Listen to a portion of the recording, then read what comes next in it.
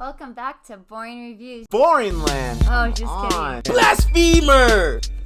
Hello, right. Boring Review Nation! Kind of pointless. We know all things. All right, welcome back to Boring Reviews. Nick here. Jodi there. And we are back for another... Geography Now. Not sure what this is. Yes, Geography Now. We're looking at Poland today. And this is a video I'm very excited about. Can't tell you why. I just want to learn more about Poland. I love learning about geography and all that kind of stuff. If you have not noticed, we have a lot of Geography Now reactions, so go ahead and check those out on the channel. And please, if you like anything about our reaction, don't forget to like and subscribe. Over 90% of you guys are not subscribing. Please subscribe. It helps the channel out greatly. And go ahead and hit that notification bell so you can see our next uploaded videos. Absolutely. Let's go ahead and jump into this.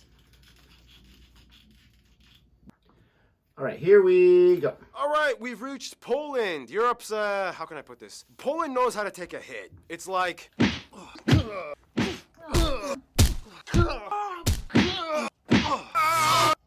Is that all you got? I'm not even breaking a sweat, First of all, those are great punches. Not gonna lie. I actually liked the whole cinematography there, and that guy's still jacked. It's time to learn geography now! By the way, this is my buddy Art. He's half Polish. Art, do you know anything about Poland? I know nothing about Poland, but I know my last name means on Friday. So anyway, I have another Polish friend named Conrad who's actually also going to be in this episode. He's Polish and he speaks Polish. Hey, that guy. Well, Art, you can also play Poland in the skits and stuff in this episode. Is that cool? Yeah, I guess so. All right, cool. Anyway, hey everybody, I'm your host Barbs. Welcome to the Wolverine of Europe. The Poles know how to deal with calamity, and if there was ever a mutant apocalypse, you would probably want one on your team. In any case, let's begin. How to piss off a Polish person 101. Oh man, I just visited Poland. I sure loved that Eastern European country. It's Central European! Yeah, they don't like being called Eastern Europe. Even though, I mean, come on, they're kind of more on the eastern side of the continent. And it's, okay, Central European, Central. The country is located in Central Europe and bordered by 7 other countries. Keep in mind, this little guy right here is a detached exclave of Russia called Kaliningrad. Speaking of which, we already mentioned this in the Germany episode, but Poland shares an island called Usedom, or Uznam, with Germany in this lagoon. The borders follow some natural boundaries like rivers and mountains. However, most of them were agreed upon after war times. The country is divided into 16 voivodeships, or provinces, the capital and largest city of the country, Warsaw, in the center. It also holds the busiest airport, Warsaw International. From there, the second largest city is Krakow, known as the medieval capital, down south, and it holds the second largest airport, John Paul II Krakow International. And rounding out for third place is the city of Łódź, which means boat, nearly in the center of the whole country. Nonetheless, the city of Gdansk holds the third largest airport, Gdansk International, and also the busiest shipping port located on the Baltic Sea, where much of the cargo comes into the country. Otherwise, their entire sea access is confined to the coastline. They do not own any distant islands in the Baltic. Due to the general flat landscape making much of the north and central parts, Poland is a bustling transport hub with numerous roadways that traverse every single corner into every neighboring nation. Since joining the EU, nearly 2 billion euros have been invested in Poland's rail lines, and high-speed lines are being constructed today. Poland doesn't have any autonomous areas, but if we had to discuss historical and cultural regions, many people may just refer to this general area as Masuria, sometimes even historical Prussia. This general area is Pomerania. That's right, same as the dog, which is where it comes from. And the coastal area is Kashubia, where the Kashubians are mostly found. There's Greater Poland, Lesser Poland, which at the very border has Ruthenia, or Red Ruthenia. Parts of the south are considered Silesia, which are inhabited by peoples that have their own distinct culture apart from the Polish. It's all kind of confusing, and we'll talk more about it later. One thing you have to understand is that historically, Poland had a lot of different types of administrative divisions, and much of it was shaped by war. Sometimes they had more land, other times they had less, and for 123 years they kind of disappeared altogether. Here's Prussia! Austria! Well, actually, they almost completely disappeared. I mean, Krakow was technically a free city-state for about 30 years. And keep in mind, we mentioned this in the Lithuania episode, but if you want to be incredibly technical, historically, the Polish-Lithuanian Commonwealth had some colonies. Way back yeehaw, when they thought one island in the Gambia, as well as Trinidad and Tobago, would be good overseas investments, making them the only sites that the Polish had colonized outside of Europe. Then what happened? In the end, it was too hard for them to manage, and they sold them off. The end. So anyway, here are some places of interest you guys, the Polish geography, suggested we mention this episode. Before we go to this next part, I do find it interesting that I actually heard of some of those places. Yes, many. The majority of those places, actually. But I think what helps with that is because Poland has so much history, especially with World War II and with the Holocaust. I don't know about you, but I know a lot of them just from reading books about the Holocaust. Well, yeah, you read a lot more than I do. I'm just saying, like, usually I don't know any of these places, so I'm just proud of myself. I'm proud of you too, Nick. Thank you. They have quite a few UNESCO heritage sites. A lot of them are like chapels. The Holy Mountain of Kabarka, the Painted Village of Zalipe, Chopin's Heart, this rock city, the Upside Down House, Kościuszko Mound, the Carrot House, the world's most narrow house. Tons of cool statues and monuments like these. The world's tallest Pope statue. Tons of World War II sites. It's kind of what they're known for. Whoa. The most famous one probably being the Auschwitz concentration camp. Of course, there are way too many churches like these. This one was where all the former kings were coronated. And of course, there's Warsaw's St. John's Cathedral. There's a bunch of synagogues that actually survived World War II, and there's even a wooden mosque for the Tatar minority in Kruszyniany. There's so many museums and galleries. Here's a bunch of notable ones, and too many castles, but they're very proud of having the world's largest medieval castle in Malbork. Yeah, Poland does not fall short when it comes to sights to see, or things to do, or nature to explore, and that means we move on to the next segment,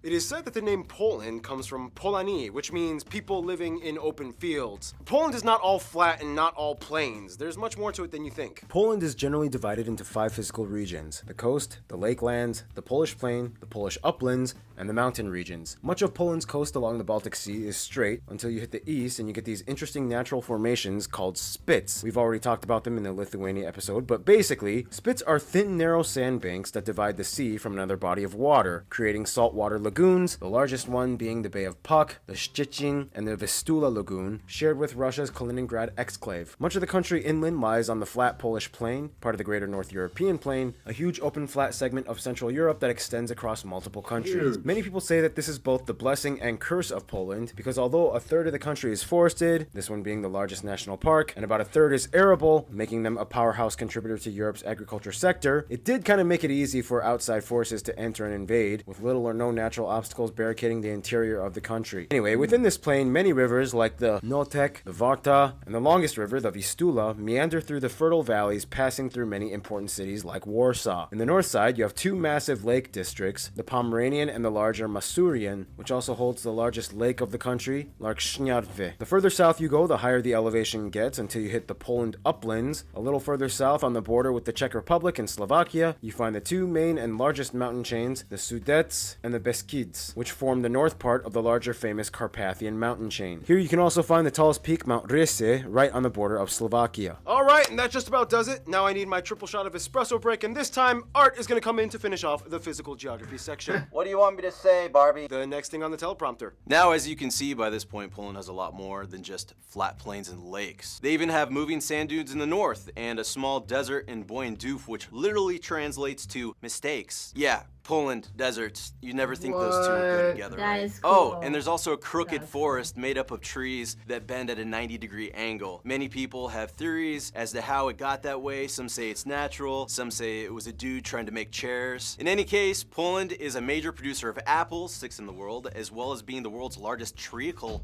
what the heck is treacle? And amber exporter. I don't even know what amber is either. What is that, petrified tree sap? It actually is. It is. Whoa! Today, though, Poland's economy is now mainly driven by the service sector and industry, with main products like machinery and cars, buses, and video games being their largest export. Anyway, Poland also has quite a few endemic animal species like storks, Eurasian lynx, roe deer, and they have one of the largest populations of the rare European bison, which, have you guys ever had a bison burger? I mean, that's like really good. All right, don't eat those. Those are Yes. and bears. Yes. In Winnie fact, the a bear Pooh's once after served that? in the Polish No, army, maybe and that's there's a statue England. dedicated to him. Look it up. Good old Wojtek. Anyway, time to finish up with food. Some of the top Polish dishes, you guys, the Polish peeps, That's what I call them, Art. suggested we mention include things like bigos, cabbage rolls, golonka pork knuckle, roasted duck served with honey and apples. So many soups like these, but the national dish being sour rye soup. And of course, the most popular dishes many people have heard of: pierogi, kielbasa, kabanos, and Krakow-style sausage. What? And bagels. Yes, bagels originated you. from Poland, from the Polish Jews. not New York. But they did move to New York. Oh, and of course, you cannot talk about Poland without mentioning vodka. Some say it was invented in Poland, some say the Polish just make really good vodka, but either way, vodka usually takes up a huge section in most Polish grocery stores. I've seen this guy on vodka.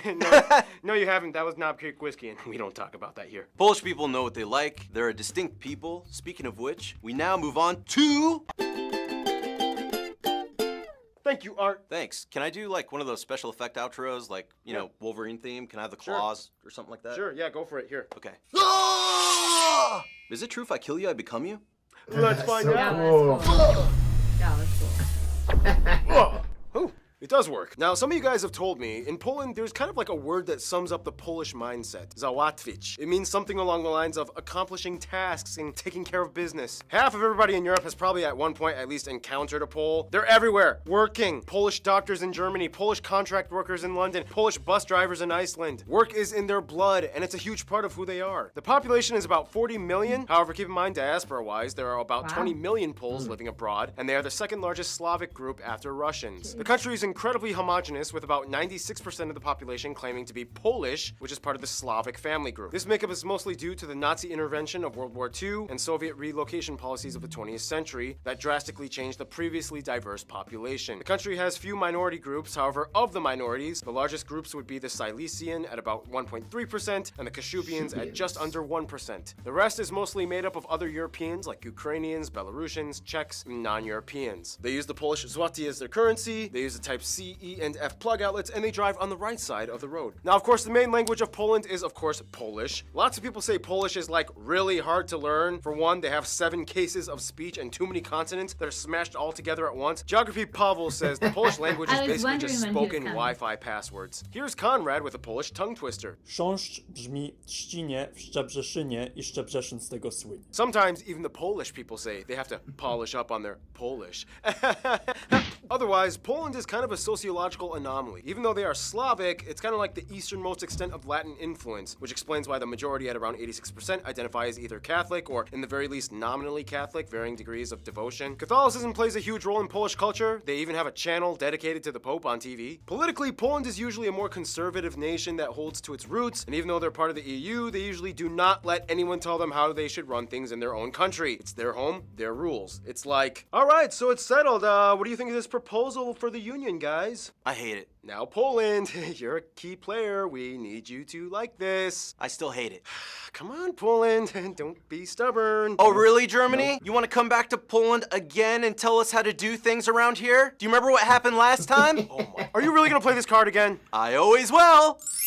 Little exaggerated, but yeah, don't push the Polish. They've gone through tons of that. I mean, literally like a fifth of their population died during World War II, the majority of whom were Polish Jews. Often in tight-knit Yiddish-speaking communities, Poland had one of the highest populations of Jews prior to World War II, and at one point up to 10%. They played a huge historical role in what Poland was and would be. Poles are proud that they were the only European-occupied country to never collaborate with the Nazis. They never officially surrendered, and all those years the Nazis were there, the underground army kept fighting. Poles have an incredibly complex history. I mean, they had a weird electoral monarchy thing. Conrad, explain. So the royal elections of the Polish-Lithuanian Commonwealth became a thing after the death of the last Jagiellonian on the Polish throne. And at his death, it was decided that there would not be a royal dynasty that would just continue from generation to generation. That is to say that they would elect a king from a royal dynasty in Europe, but after his death, they would once again elect another monarch instead of letting his children take over the Polish throne. Thank you, Conrad. Taking all that heavy stuff in, Polish people have told me there's always kind of like this sense of somber, stoic, suspicious, cynical, yet productive and prudent mentality that encapsulates the Polish. It's a weird paradox when you see them, because it's like...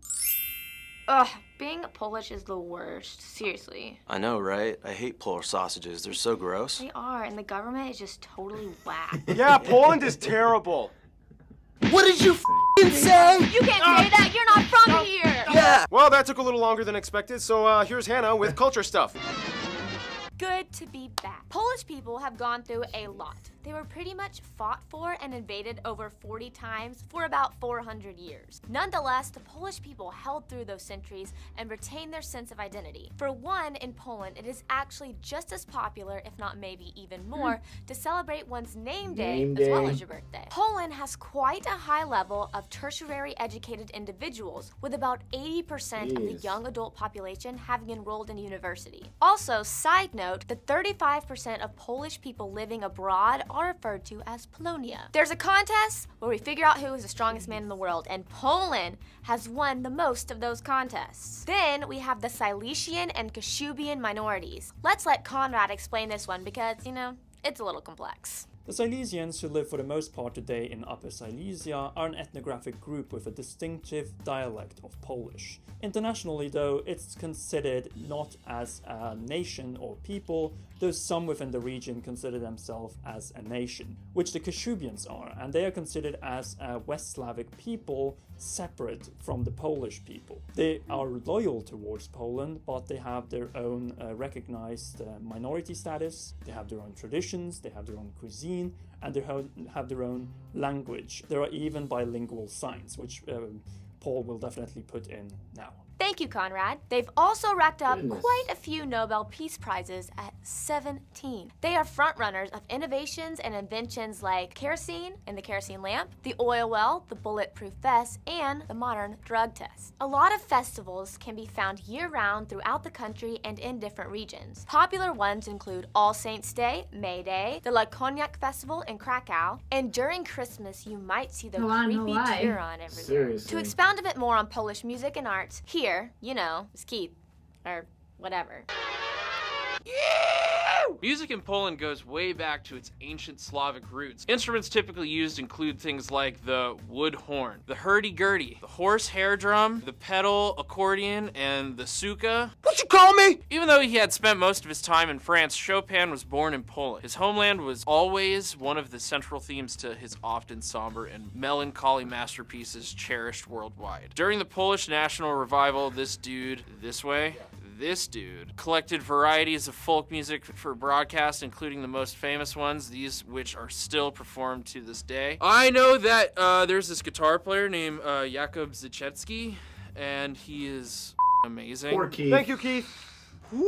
And now the most complicated part, history. In the quickest way I can condense it, Slavic tribes and states in the Vistula Basin, Piast Dynasty, Greater Poland, Christianity and tribal unification, Pomerania is annexed, this dude becomes the first king, feudal disintegration, Mongols invade, Czechs invade, Teutonic Knights invade, Polish-Lithuanian Commonwealth, Swedes invade, Prussians invade, end of the Commonwealth, Constitution written, Napoleonic Wars, Kingdom of Poland and Free State of Krakow, Russian partitions and Russian Poland, World War I, Polish-Soviet War, independence from Russia, Germany invades, World War II begins, communism years, independence, weird West Germany stuff, some other interesting things like they got a Pope and a Nobel Peace Prize, first fully free elections, they joined NATO and the EU, and here we are today! Some people you guys, the Polish geography people suggested we mention in this episode include all those dukes and kings, pretty much any hero that fought with the winged hussars, Copernicus, although he was technically German, Marie Curie was actually Polish, Mikołaj Rai, Pope John Paul II, all these athletes, these directors, all these artists and musicians, the dude from the movie The Pianist was a real guy, these American revolutionaries, and speaking of Americans, John Krasinski, Kristen Bell, Steve Carell, and Roman Polanski are also part Polish, Apple co-founder Steve Wozniak, and finally, of course, Grzegorz Brzezinski.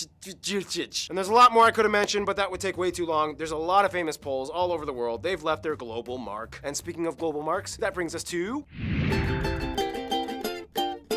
As a central player in Europe for a long, complicated history, it's no surprise Poland has picked up quite an entourage over many, many years of Polish existence. For one, as part of the Visegrad Group, the Czechs and Slovaks are generally considered the close West Slavic brothers. They've had very few wars and conflicts with them. They understand their languages, kind of. However, they both kind of think the other sounds funny when they talk. For Russians, it's more of like a people versus government thing. As people, Poles and Russians get along quite well on a human level. It's just the governments that often disagree and clash. Poland for a while was under the Iron Curtain and Warsaw Pact, which complicated things even more. But as crazy as things get, there is always kind of like this universal Slavic understanding, which is why Ukraine comes in as a pretty close friend. Ukrainians love to come to Poland for work. There is also a fast-growing Ukrainian community, and they kind of share a similar post-communist struggle alliance, although they still kind of don't like how Ukrainians honor the UPA, which is a whole other story. Poland is kind of like Germany's biggest regret that they have to constantly be reminded of literally every day, as they are neighbors, but they are the largest economic partner for them as well. Germany does have many bilateral relations with Poland. It's the 21st century, people have grown up and moved on, and the future looks bright mostly between the two. Quick note, Lithuania is like the divorced wife that they remember having some of the best years of their history with. Today, when a Pole meets a Lithuanian, they just kind of nod and smile, understanding everything the other is thinking without a single word. Their best friend, however, every Pole has told me the same thing: Hungary. Historically, they've shared some of the same monarchs, heroes. They've always helped each other in times of need. There are many parks and monuments commemorating the friendship between the two. There's even a saying in Polish, two brothers, both to the saber and the bottle. In conclusion, let's get this to Conrad. Conrad, what do you have to say? Poland is a country that has a lot to offer both geographically and has been through pretty much everything historically. It's been an empire, it's been completely erased from the map, and today Poland is a growing and thriving country. I'm sure that the role of Poland on the European scene will only grow. Thank you, Conrad, and thank you, Art, for being in this episode. Stay tuned. Portugal is coming up next, guys. Reacted to that one already. Yes, we did. Man alive, so if you couldn't tell, then that means I did a great job editing, but we had to stop that like 15 times because the headphones kept having this serious issue. So if it's a little wonky, if it's a little off, if it's still playing right now when I'm talking, that's why. But I gotta say, like, when we reacted to the Germany Geography Now, the people in the comment section were like so honest, but also so awesome, because they're like, yes, we understand that the whole Nazi, the whole Hitler situation is a scar. We're not proud of it. We are trying to move on. We're trying to make reparations in different ways. And it's addressed here again. And I think that's awesome how Germany, since that time, has moved on, separated themselves from that other nonsense. And because how would you try to repair that relationship? It would I mean, be hard. to invade, to take over homes, to take over villages, to take over lands or whatever, like, that's a big thing right there. And I'm impressed that Germany just continues to try, and that Poland's able to move on slowly but surely. I'm sure it wasn't overnight. That's what I'm super impressed with. That and a little tongue-in-cheek. Bagels, for crying out loud. Thank you so much. I love myself some bagels. I think it was good too how he had said the people get along when he was talking about Russia. The people get along, but the governments don't. And I feel like, yeah.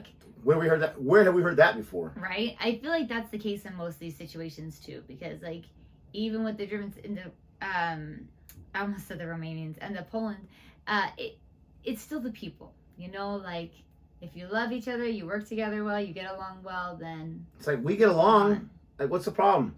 You know? Yeah. Yeah, absolutely. I love the fact that I think he said about 80% go on to university. Yes, that's awesome. Which is so huge. Awesome. I really enjoyed that. I enjoyed learning about that. You definitely do see like why they talk about how the Polish people, they just keep taking those hits and they keep moving forward. Mm-hmm. They've been through quite a lot. You're kind of in that land situation where it's easier to invade, and you have all those people invading. And they're surrounded by so many different countries too. Like you would think eventually, like as a government, as a people, you're like, okay, we just give up. Like let's just move somewhere else. Absolutely incredible, absolutely inspiring. If you're from Poland, let us know in the comment section about what you like about Poland. Or if you visited there, let us know as well. But with all that being said, thanks so much for watching this video, as choppy as it might be. And don't forget to like and subscribe. Until next time. Goodbye.